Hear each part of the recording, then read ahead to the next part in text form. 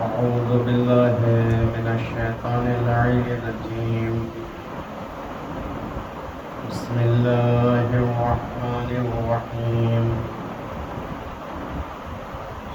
الحمد لله الذي هدانا لهذا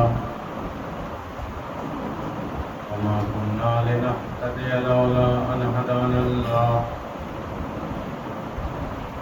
قد جاءت رسل ربنا بالحق. الصلاة والسلام على سيد المرسلين خاتم النبيين مولانا أبي القاسم محمد. صل على محمد وآل محمد وعلى آله الطيبين الطاهرين المعصومين ولعنة الله على أعدائهم أجمعين من يومنا هذا إلى قيام يوم الدين. أما بعد، فقد قال الله تبارك وتعالى في القرآن الكريم: بسم الله الرحمن الرحيم. ومن يبتغ غير الإسلام دينا فلن يقبل منه وهو في الآخرة من الخاسرين. صلوات محمد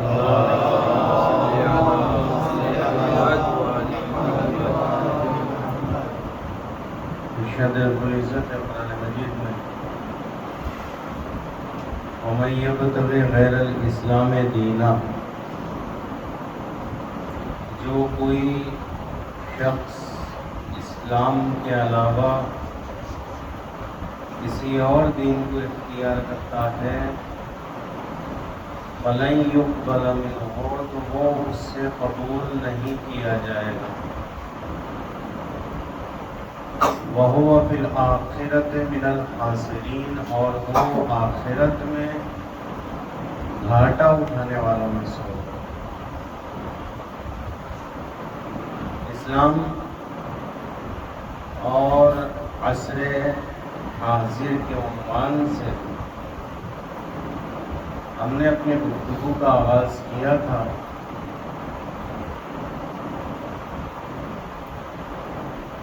تمہیداً چند باتیں آپ کی خدمت میں پیش کی تھی، اور جس تمہید کی ابتدا ہم نے کی تھی اس میں چند باتیں اور باقی رہ گئی تھی. اس تمہید کو مکمل کر کے انشاءاللہ پھر ہم اپنے موضوع کی طرف آ جائیں گے. ابھی اسی موضوع سے مربوط چند چیزیں ہیں، مثلا اسلام اور عصر حاضر.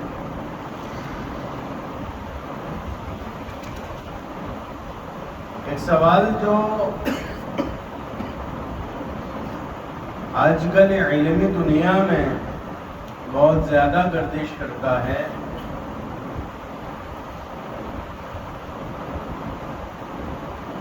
وہ سوال یہ ہے کہ ہر چیز زمانے کے اعتبار سے بدلتی ہے، تبدیل ہوتی ہے، چینج ہوتے رہتی ہے. جیسا جیسا زمانہ ترقی کرتا چلا جائے گا، جیسے جیسے حالات بدلتے چلے جائیں گے تو انسان کی ضروریات بھی بدلتی چلی جاتی ہیں. زمانے کے بدلنے کے ساتھ ساتھ انسان کی ضروریات بھی بدلتی ہیں، احتیاجات بدلتی ہیں. یہ ایک فطری چیز ہے، قاعدہ ہے، کلیہ ہے، سبھی اس کو تسلیم کرتے ہیں کہ ہاں وہ زمانہ جو آج سے 1400 سال پہلے تھا اور وہ زمانہ جو آج ہے اس میں زمین اور آسمان کا فرق. ضروریات بھی اس زمانے کی جدا تھی، آج کے زمانے کی ضروریات الگ ہیں. احتیاجات اس زمانے کی الگ تھیں، آج کے زمانے کی احتیاجات الگ ہیں.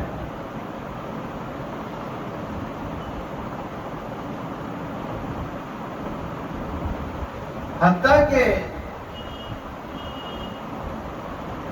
آپ یہ دیکھیں کہ ہمارا جو زمانہ ہے، ماضی بعید کی بات نہیں کر رہا میں، ماضی قریب میں آپ دیکھیں کہ کتنی زیادہ تبدیلیاں آئی ہیں، کتنی زیادہ تبدیلیاں آئی ہیں. آج زمانے ماضی قریب میں آپ دیکھیں کہ بچے جن کھلونوں سے بہت اچھے انداز میں کھیلا کرتے تھے،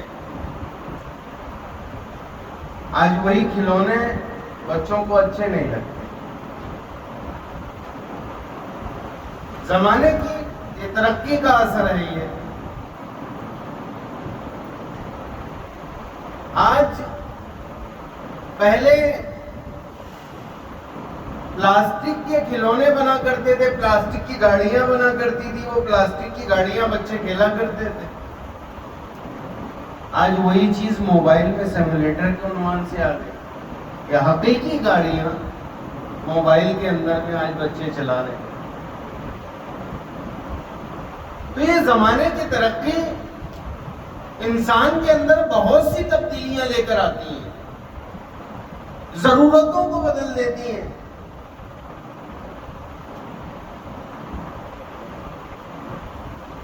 احتیاجات بدل جاتی ہیں، بہت ساری چیزیں ہوتی ہیں. اور جو زمانے کے ساتھ چلتا ہے وہ ترقی کرتا ہے، اور جو زمانے کے ساتھ نہیں چلتا وہ پیچھے رہ جاتا ہے، وہ پیچھے رہ جاتا ہے. جو حقیقی چیز ہے جو ہمارے معاشرے میں ہو رہی ہے اس کی بات میں بتاتا ہوں کہ کچھ یہ موبائل جب ہماری زندگی میں وارد ہوا تو کچھ افراد کی ضرورت بن کر آیا، کچھ افراد نے بہت جلدی ایکسیپٹ کیا، اور جوان طبقہ خوشی سے، شوق سے، جذبے کے ساتھ اس موبائل کی طرف گیا. نئے نئے ماڈلز، الگ الگ ماڈل، یہ جوان طبقہ تھا. ایک طبقہ اور بھی ہے ہمارے معاشرے میں، چھوٹا سا طبقہ، جس نے کوشش یہ کی کہ ہم اس پرانی روش سے چلیں گے، ہمیں موبائل استعمال نہیں کرنا. اور انہوں نے کچھ دنوں تک استعمال نہیں بھی کیا، لیکن پھر ضرورت اور احتیاج اتنی بڑھی کہ کل تک جو خلاف تھے موبائل کے استعمال کے، آج وہ مجبور ہو گئے کہ آج رکھیں. ایک نئی چیز ہمارے معاشرے میں داخل ہوئی تھی بنام موبائل. آج وہ موبائل کل کیا تھا؟ کل وہ تفریح تھی، آج وہ ضرورت بن گئی. کل وہ تفریح تھی، آج وہ ضرورت بن گئی. لیکن چیزیں کتنی جلدی بدلتی ہیں. تفریح ضرورت میں تبدیل ہو گئی. آج موبائل ہماری کیا ہے؟ ضرورت.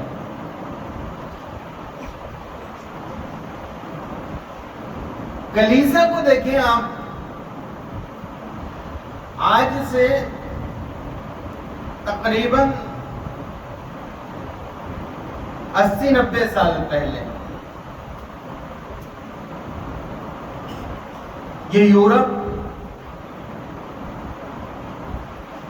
جہاں پر حکومت چلا کرتی تھی کلیسا، تمام کام اور تمام احکامات کو پادری نافذ کرتا تھا، لیکن ایک انقلاب آیا، ایک نئے نظریے کے ساتھ۔ وہ انقلاب کیوں آیا اور وہ نیا نظریہ کیوں آیا، اور اس نظریے نے کافی نقصان بھی پہنچایا اور آج بھی نقصان پہنچا رہا ہے۔ ایک سائنسداں آتا ہے، ایک محقق آتا ہے،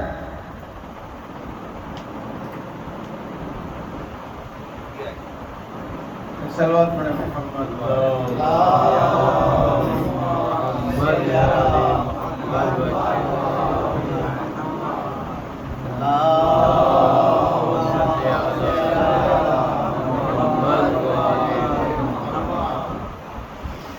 ایک محقق آتا ہے، اپنے سائنسی تجربات کی بنا پہ ایک نظریہ پیش کرتا ہے کہ زمین گول ہے، زمین گول ہے، جو اس کے تجربات پر مبنی ایک نظریہ تھا اس کا، زمین گول ہے۔ کلیسا نہیں مان رہے، اس لیے کہ مذہب میں، کلیسا یعنی مذہب، پادری یعنی مذہب، مذہب کی کتابوں میں کچھ اور لکھا ہوا ہے، اور یہ جو سائنسداں آ رہا ہے یہ ایک نئی بات پیش کر رہا ہے، تو یہاں پہ تصادم ہوا مذہبی باتوں سے اس سائنسدان کا۔ یہ جب تصادم ہوا تو کیا کریں؟ مذہب تو نہیں بدلے گا، تو اس سائنسدان کو موت کی سزا سنائی کہ تم نے مذہب کے خلاف بات کہہ دی، مذہب کے خلاف بات کہہ دی۔ ہر وہ افلاطون ہے، سقراط ہے، ارسطو ہے، جو اپنے فلسفیانہ اور حکیمانہ نظریات کو زمانے میں پیش کر رہے ہیں، وہ کلیسا سے ٹکرا رہے ہیں۔ بات کیا ہے؟ تو کسی کو زہر کا پیالہ پینے پر مجبور کیا، کسی کو تہ دیگ کر دیا، یہ تمام مسائل درپیش آ رہے ہیں۔ اب یہاں پر ایک مسئلہ آیا، یہاں پر ایک مسئلہ پیدا ہوا کہ ایسے کتنے افراد کو ہم زہر کا پیالہ پلائیں گے؟ زمانہ بدل رہا ہے، ترقی کر رہا ہے، نئے نئے نظریات سامنے آ رہے ہیں، اور جو نظریہ سامنے آ رہا ہے، جو باتیں سامنے آ رہی ہیں، وہ ہمارے مذہب سے میچ نہیں کھا رہی۔ یعنی اب مذہب اور زمانہ ساتھ ساتھ نہیں چل پا رہا، اب زمانے کی ترقیات کو مذہب ساتھ نہیں دے پا رہی ہے ایک دوسرے کا۔ اب زمانے کی ترقی کچھ اور کہہ رہی ہے، مذہب کچھ اور کہہ رہا ہے۔ مذہب کہتے ہیں زمین چپٹی ہے، سائنسداں کہتے ہیں زمین گول ہے۔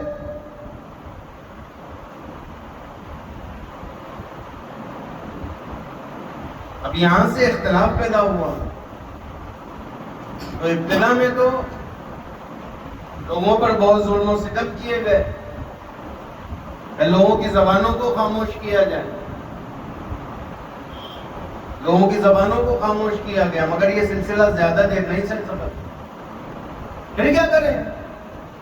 اب کیا مسئلہ ہے؟ ایک نظریہ پیش کیا گیا، جس نظریے کا خمیازہ آج تک دنیا بھگت رہی ہے۔ پہلے کیا تھا؟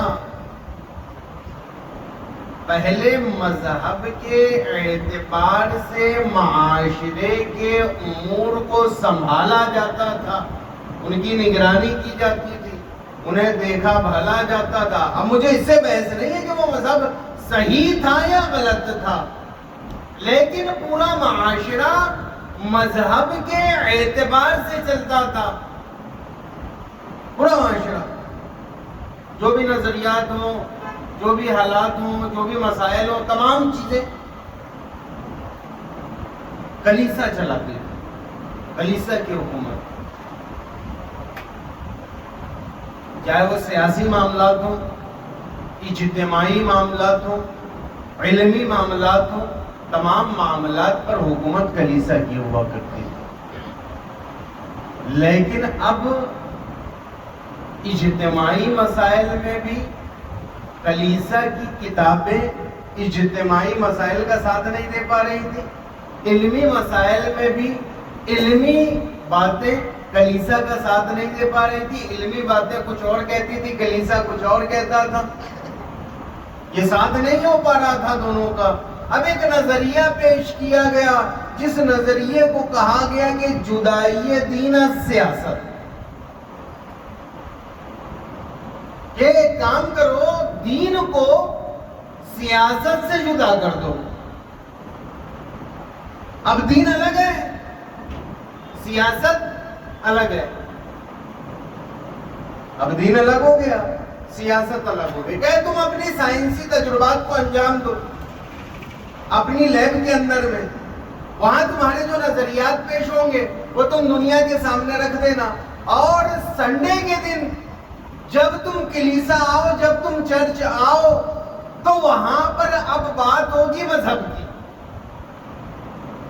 ہماری جو کتابیں ہیں وہ چرچ میں کھولی جائیں گی، ہماری جو کتابیں ہیں وہ چرچ میں کھولی جائیں گی، ہماری باتیں چرچ میں بیان کی جائیں گی، تمہاری باتیں باہر بیان کی جائیں گی۔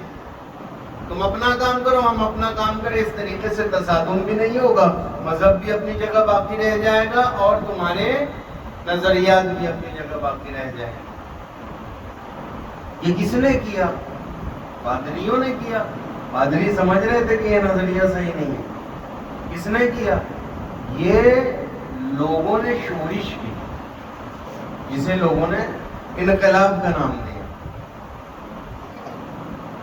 لوگوں نے کہا کہ بھائی اب یہ کلیسا کی تعلیمات ہمارے لائق نہیں ہیں، یہ چرچ کی تعلیمات ہمارے لائق نہیں ہیں، اسے الگ کرو، مذہب کو الگ کر دو اور سیاست کو الگ کر دو، مذہب کو الگ کر دو اور سیاست کو الگ کر دو۔ مذہب کا کام نہیں ہے کہ آ کے علمی معاملات میں دخل دے، مذہب کا کام نہیں ہے کہ اجتماع کے معاملات میں آ کے دخل دے، مذہب کا کام نہیں ہے کہ ہماری زندگی میں آ کے دخل دے۔ ہماری زندگی جو ہے 4G کی سپیڈ سے جا رہی ہے اور تمہارا مذہب جو ہے ابھی تک وہی چل رہا ہے، تمہارا نیٹ وہی ڈائل-اپ والا ہے، ہمارا 4G چل رہا ہے، کیسے ہوگا؟ نہیں ہو پائے گا۔ تو لوگوں نے شورش کیا، کلیسا کی حکومت ختم ہو گئی ہے۔ مجھے اس سے بحث نہیں ہے، میں بارہا کہہ رہا ہوں کہ مجھے اس سے بحث نہیں ہے کہ وہ حکومت صحیح تھی یا غلط تھی، کتنے ظلم ہوتے تھے، کتنے ستم ہوتے تھے، میں اس سے بحث نہیں کر رہا ہوں۔ میں یہ کہہ رہا ہوں کہ پہلے مذہب حاکم ہوا کرتا تھا ہر چیز پر، ہر مسائل پر، اجتماع، علمی، معاشرتی، ہر چیز پر، سیاست، ہر چیز پر۔ بعد میں چونکہ مذہب اور یہ تمام چیزیں ساتھ ساتھ نہ چل سکی، اس لیے مذہب کو سیاست سے جدا کر دیا گیا۔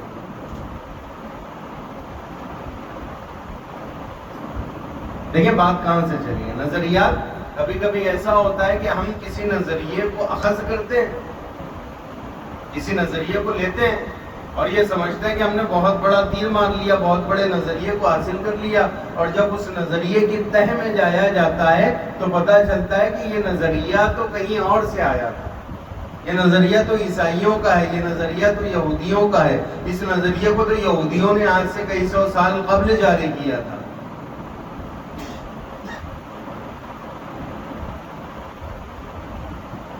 تو اب جدائی دین اور سیاست، کیوں ہوا یہ؟ کیوں ہوا یہ؟ وجہ آپ سب حضرات سمجھ گئے.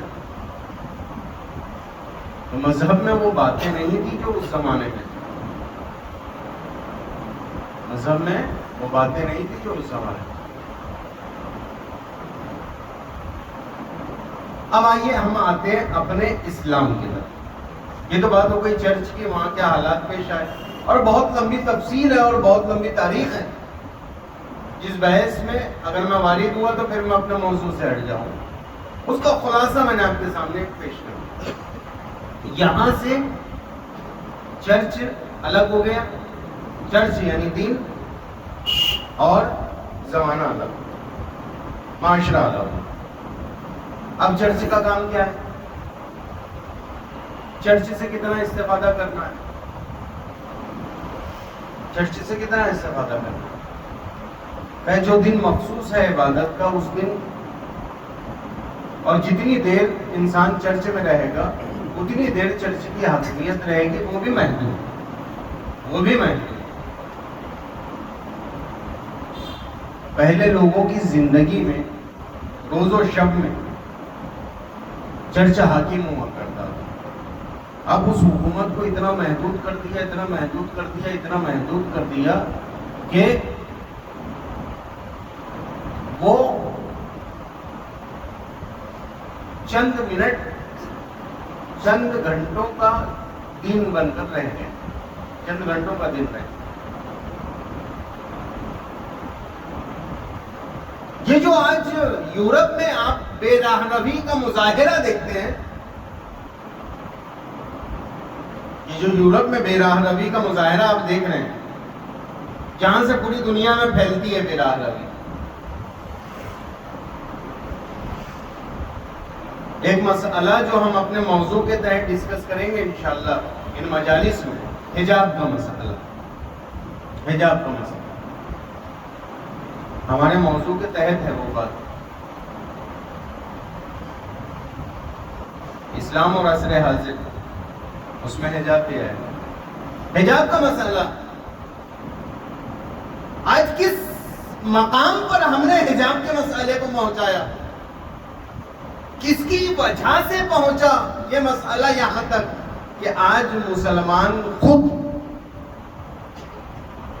جس نے دامن اسلام میں پرورش پائی، جس کے والدین مسلمان، اسلام کا ماننے والا، اسلام کا جاننے والا، آج خود حجاب کی مخالفت کر رہا ہے. مسلمان خود، دوسروں کی بات نہیں کرتے ہیں ہم، مسلمان خود حجاب کی مخالفت کر رہا ہے کہ یہ کیا قید و بند لگا کر رکھا ہوا ہے. یہ جو بے راہ روی کا سلسلہ شروع ہوا یورپ میں اور پھر وہاں سے پوری دنیا میں پھیلا، یہ بے راہ روی کب سے ہے؟ آپ نے کبھی اس کی تاریخ پڑھی ہے؟ جب کلیسا حکومت، جب چرچ حکومت کرتا تھا، یہ حجاب صرف ہمارے یہاں نہیں ہے، سر ڈھانکنے کا حکم صرف ہمارے یہاں نہیں ہے، سر جو ہے عیسائیوں کے یہاں بھی ڈھانکا جاتا تھا. ان کے یہاں بھی حکم تھا کہ اپنے سروں کو ڈھانک کر رکھو، اپنی نگاہوں کو نیچا رکھو. ان کے یہاں بھی حکم تھا. اور پہلے یورپ میں بھی سر کو ڈھانکا جاتا تھا. بہت زیادہ دور کی بات نہیں ہے، قریب کی بات ہے. لیکن نقصان کیا ہوتا ہے جب کسی مذہب کو الگ کر دیا جاتا ہے؟ میں پھر کہہ رہا ہوں کہ مذہب کے صحیح و غلط ہونے سے مجھے بحث نہیں ہے. نہیں تو آپ یہ نہیں کہیے گا کہ آپ نے مذہب کو صحیح کہا، مثلا وہ مذہب عیسائی پھر صحیح ہو گیا. نہیں، مذہب کے صحیح و غلط ہونے سے بحث نہیں ہے. لیکن ایک مذہب تھا سروں پر، تو اس وقت تک حجاب بھی تھا، حجاب بھی تھا.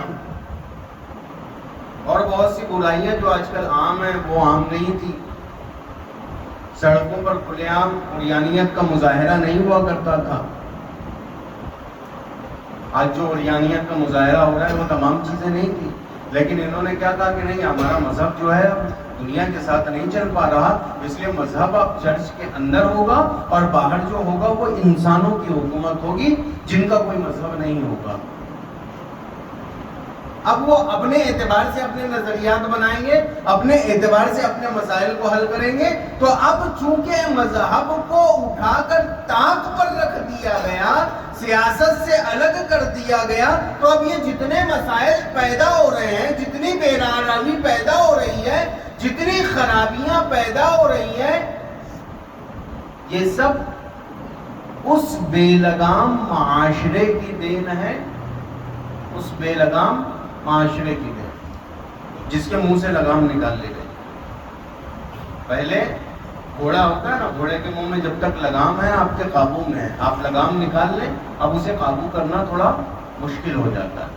ایسے ہی معاشرے کے منہ میں جب تک مذہب کی لگام لگی ہوئی تھی، آج جو چیزیں ہم کہتے ہیں اس زمانے کا کلیسا بھی کہتا تھا، اس زمانے کا چرچ بھی کہتا تھا، مگر جب اس زمانے سے لگام مذہب کو نکال لیا گیا، اب زمانہ بے لگام ہو گیا، اب زمانہ بے لگام ہو گیا۔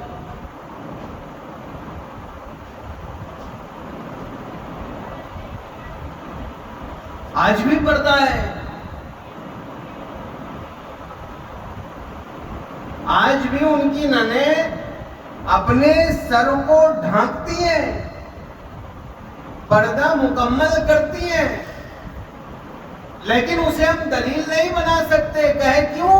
اس لیے کہ انہوں نے پہلے ہی ایک کام کر دیا تھا کہ مذہب کو سیاست سے الگ کر دیا، مذہب کو معاشرے سے الگ کر دیا، مذہب کو اجتماع سے الگ کر دیا، مذہب کو سوسائٹی سے الگ کر دیا۔ ہم کہیں گے کہ تمہاری بھی تو ننیں پہنتی ہے پردہ، تو وہ لوگ کیا کہتے ہیں؟ وہ الگ چیز ہے، معاشرہ الگ چیز ہے نا، معاشرہ الگ چیز ہے، وہ الگ چیز ہے، یہ نقصان ہے۔ یہی نظریہ اب آپ اس کے نقصانات بھی دیکھ رہے ہیں، کتنے عظیم عظیم نقصانات ہیں۔ جب معاشرے سے مذہب کو الگ کیا جائے گا، جب دین کو مذہب سے الگ کیا جائے گا، تو اتنی خرابیاں پیدا ہوتی ہیں کہ جس کا تذکرہ بھی آپ لوگوں کے سامنے فضول ہے۔ آپ لوگ زیادہ بہتر جانتے ہیں کہ کیا کیا خرابیاں پیدا ہو رہی ہیں اور ہوتی رہیں گی، ہوتی رہیں گی۔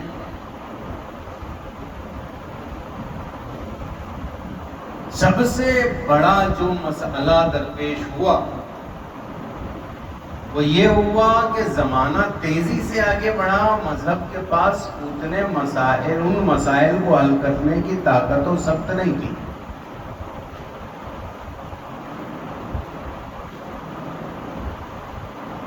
اب سوال یہ ہے کہ کیا اسلام میں اتنی طاقت ہے کہ وہ زمانے کی رفتار کا ساتھ دے سکے؟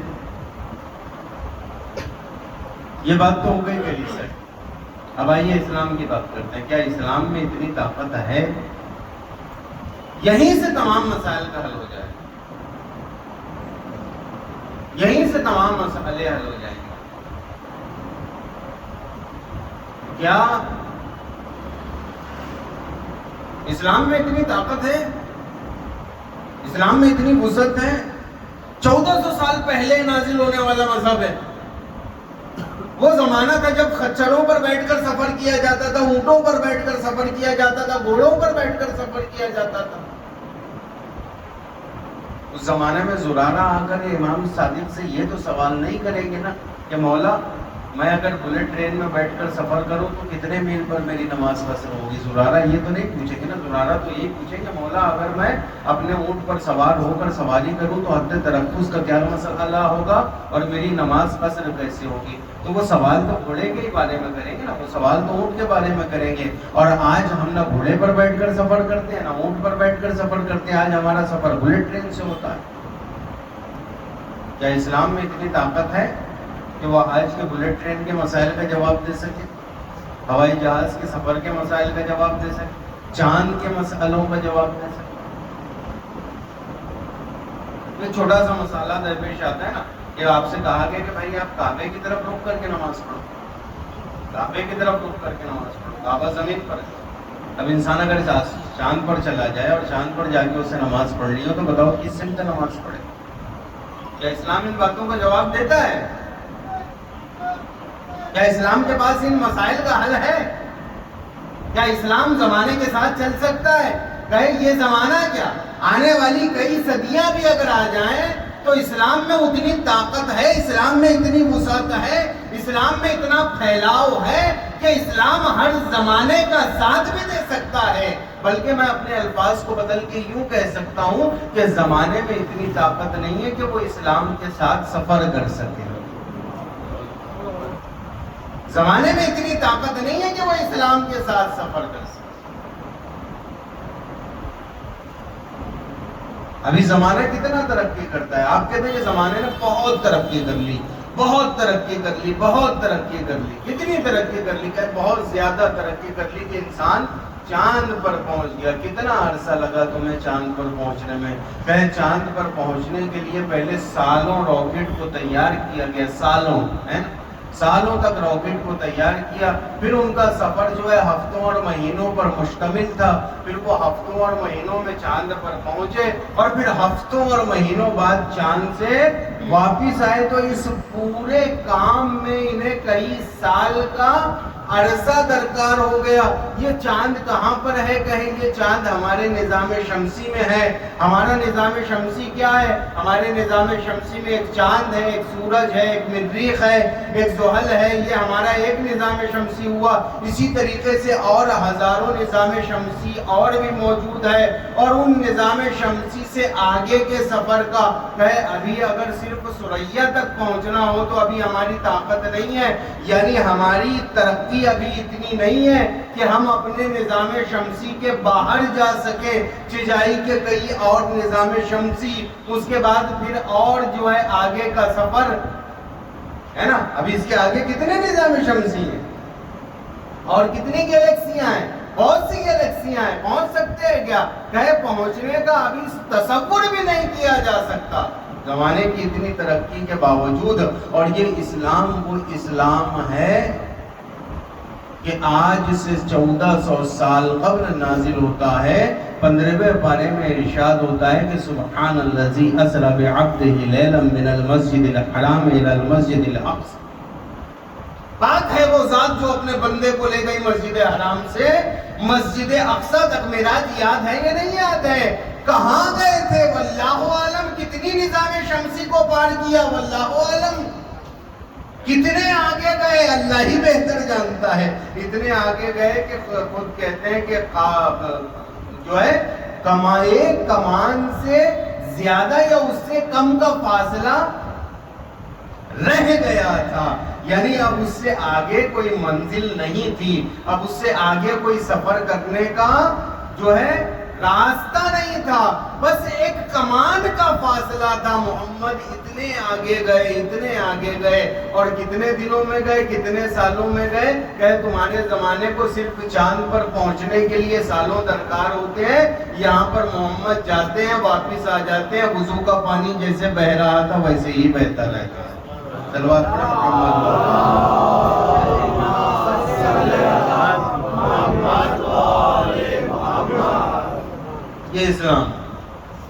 یہ اسلام. تم آج راکٹ بنا رہے ہو, اسلام 1400 سال پہلے راکٹ کی بات کرتا ہے. اور راکٹ بھی نہیں, ایسا راکٹ جو شاید لائٹ کی اسپیڈ سے بھی زیادہ چلے. میں لائٹ کی اسپیڈ چونکہ ہمارے سمجھ میں یہی آئے گا, لائٹ کی اسپیڈ سے, اس سے زیادہ ابھی ہم آگے نہیں بڑھے ہیں. تو میں مثال بھی وہی دے رہا ہوں جو ہماری سمجھ میں آئے. سورہ نور آج سے 1400 سال پہلے لائٹ اور فزکس میں جو لائٹ کے مسائل ہیں, نور کے مسائل ہیں, وہ آج ہمارے قرآن میں نور کے مسائل کو 1400 سال پہلے ڈسکس کیا. اسلام میں ہونا اور بات ہے مسائل کا, ان مسائل کا سمجھ کر لوگوں تک پہنچانا یہ ایک الگ چیز ہے. نہ جاننا تو نہ ہونے کی دلیل نہیں ہوتا نا. اے آپ نہیں جانتے تو اس کا مطلب یہ تو نہیں ہے کہ اسلام میں وہ بات ہی نہیں ہے. آپ نہیں جانتے. اب ہمارے فرزند بیٹھے ہوئے سامنے, یہ کتاب ہے, یہ کتاب میں انہیں دے دوں, یہ کتاب میں انہیں دے دوں اور کہوں کہ محرم کا زمانہ چل رہا ہے, جو کہے گا مجلس کے لیے سب جگہ جا کے پڑھیے. کیا پڑھوں گا؟ کہوں گا یہ کتاب ہے, اسلام ہے, اس میں بھی اسلام لکھا ہوا, یہ کتاب ہے, لے جا کے استفادہ کرتے رہنا. ہو پائے گا؟ کر پائیں گے؟ نہیں ہو پائے گا. کیوں نہیں ہو پائے گا؟ کہے اس لیے کہ اس میں ہو سکتا ہے کہ 50 مجلسوں کا میٹر ہو مگر وہ ایک مجلس بھی نہ پڑھ پائے. کیوں؟ اس لیے کہ بات استفادے کی آتی ہے نا کہ تم استفادہ کر سکتے ہو نہیں کر سکتے. یہ اپنی جگہ مسلم ہے. ایسے اسلام اپنی جگہ کامل ہے, کئی صدیوں تک کے لیے کامل ہے. آپ اس سے استفادہ کر سکتے ہیں نہیں کر سکتے. آپ اس سے استفادہ کر سکتے ہیں. ہم نے تو اتنے بڑے بڑے اندھوں کو دیکھا, یہ کتابی باتیں تو الگ رہ گئی, یہ کتابی باتیں الگ رہ گئی. بس مارس کر شبہ میری تمہید کا آغاز بھی نہیں ہو پایا. یہ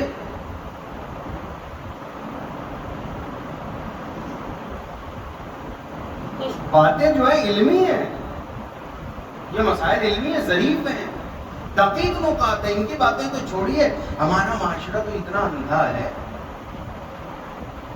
کبھی آپ نے دیکھا ہوگا کسی کی آنکھیں کمزور ہوتی ہیں, تھوڑا سی ویک ہو جاتی ہیں, تو چشمے کا استعمال کرتا ہے. میری آنکھیں بھی دور کی نظر میری کمزور ہے. اگر میں یہ چشمہ اتار دوں تو آخری شخص کون بیٹھا ہے, کوئی بیٹھا ہے یہ تو مجھے پتا ہے, لیکن کون ہے وہ میں سمجھ نہیں پاؤں گا. یہ میں سمجھ نہیں پاؤں. آنکھیں کبھی کبھی کمزور ہوتی ہیں, لیکن اگر وہ وہاں سے بیٹھ کر آواز دے, آخری شخص بیٹھ کر آواز دے کہ میں فلاں ہوں, تو پھر اب یہ جو آنکھوں کی کمزوری ہے یہ اس کا بدل ہو گیا, اس لیے کہ اس نے بیٹھ کے کہا نا کہ میں فلاں ہوں. تو اب میں بہانہ نہیں کر سکتا, میں یہ نہیں کہہ سکتا کہ بھائی میں نے آپ کو نہیں پہچانا. وہ کہے گا نا بھائی آپ کے چشمہ نہیں لگا تھا مگر میں نے دور سے آواز دی تھی کہ میں فلاں ہوں, تو آپ کے کان تو سلامت ہے. یہ معاشرہ کتنا اندھا ہے, سمجھ کر بھی نہیں سکتا. امام کو رسول غدیر خم میں ہاتھوں سے اٹھا کر, زبان سے بول کر, زبان سے کس کے لیے بولا؟ کہ جو اندھے ہیں وہ کان سے سن لے, جو بہرے ہیں وہ آنکھوں سے دیکھ لے. سب کے سامنے کہتے ہیں من کن تو مولا ہو فہذا علی مولا, جس کا میں مولا ہوں اس کے علی مولا ہے. کیوں؟ تاکہ تم زمانے کے ساتھ چل سکو.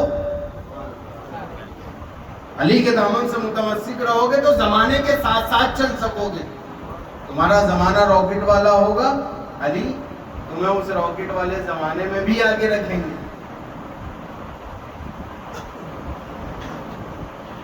مگر معاشرہ اتنا اندھا ہوا, اتنا بہرا ہوا کہ اس نے دیکھے ہوئے کو اندیکھا کر دیا, سنے ہوئے کو انسنا کر دیا. آج عالم یہ ہو گیا کہ چھوٹے چھوٹے سے مسئلے, حجاب کا مسئلہ چھوٹا سا ہے, چھوٹا سا مسئلہ ہے حجاب کا, انشاءاللہ ہم بیان کریں گے تو آپ دیکھیں گے کہ کتنا چھوٹا سا مسئلہ ہے حجاب کا ہے. چھوٹے چھوٹے مسئلوں میں ہم اتنے گر جاتے ہیں, اتنے پریشان ہو جاتے ہیں کہ ہمیں چھوٹے چھوٹے مسائل کا حل نہیں ہوتا. تو پھر جب بڑے مسائل پیدا ہو جائیں گے, واقعہ جو مسائل بڑے ہوں گے ان کا حل کہاں سے تلاشیں گے. ایک آخری بات ضروری ہے جو میں یہ کہہ دیتا ہوں, جدائی دین سیاست, یعنی سیاست سے مذہب کو جدا کرنا. پوری میں نے جو ہے پورا مقدمہ صغرا کبرا سب آپ کے سامنے بیان کیا. ایک چیز جو آخری بیان کرنا ہے اور اس کے بعد ربط مسائل. ہمارے یہاں بھی یہ نظریہ ہے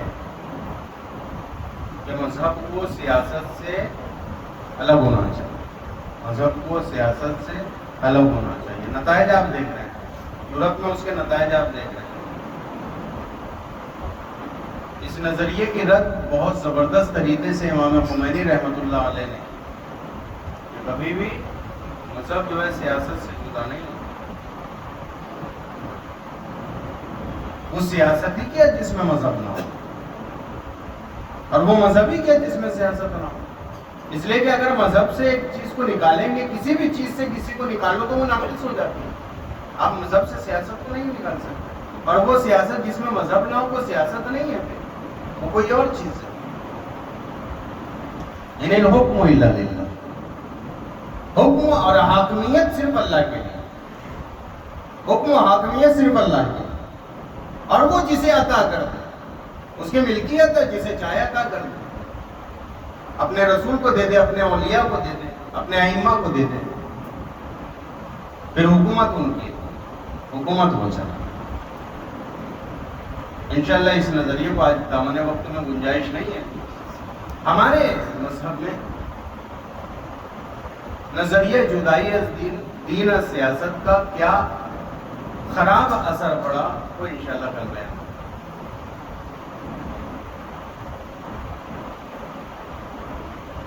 یہی نظریہ تھا جو کربلا میں ہر طریقے سے وارد کیا۔ حکیم شام الگ ہے اور حکیم شام کون ہے؟ کہیں یہ سیاست، ایک طرف امام حسین ہے، یہ کیا ہے؟ یہ دین ہے۔ اگر دین و سیاست کو الگ نہ کیا جاتا، اگر دین و سیاست کو الگ نہ کیا جاتا تو یزید کس طریقے سے تخت خلافت پر بیٹھ سکتا تھا؟ کیسے بیٹھ سکتا تھا تخت خلافت پر؟ اس لیے کہ یزید کے پاس سب کچھ تھا، دین ہی تو نہیں تھا نا، دین ہی تو نہیں تھا اس کے پاس، اس لیے پہلے دین کو الگ کر دیا تاکہ کوئی ہم سے یہ نہ پوچھے کہ تم دیندار ہو تبھی تو بیٹھے ہو، یہ سوال نہ ہو۔ کربلا واقعی اس لیے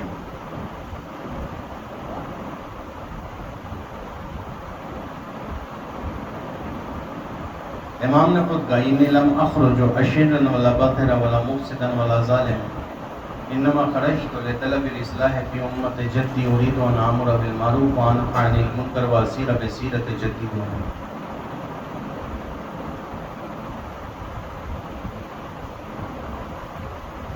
معاشرے میں جو خرابیاں پیدا ہو گئی ہیں،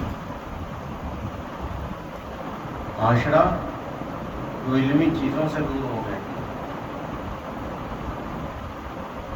معاشرے سے نبوت کو نکال کر پھینکا جانے لگا، معاشرے سے امامت کو نکال کر پھینکا جانے لگا، معاشرے سے توحید کو ختم کیا جانے لگا۔ امام نے پھر قیام کیا کہ میرا سر رہے نہ رہے، میرا گھر رہے نہ رہے، میرے بچے رہے نہ رہے، خدا کا دین۔ اور امام کی شہادت کے بعد اس پرچم کو جناب زینب نے سنبھالا، جناب سید سجاد نے سنبھالا۔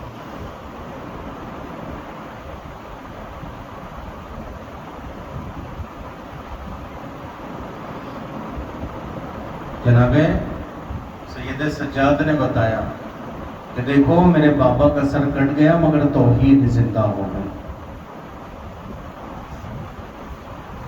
دیکھو ہمارا گھر لٹ گیا مگر دین بچ گیا۔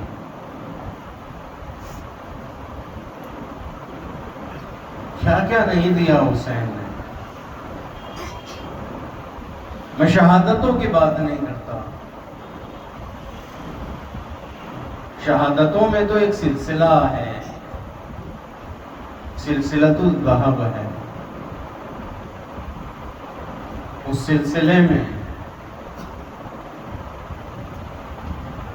حر کی شہادت ہے، حبیب کی شہادت ہے، مسلم کی شہادت ہے، زہیر کی شہادت ہے۔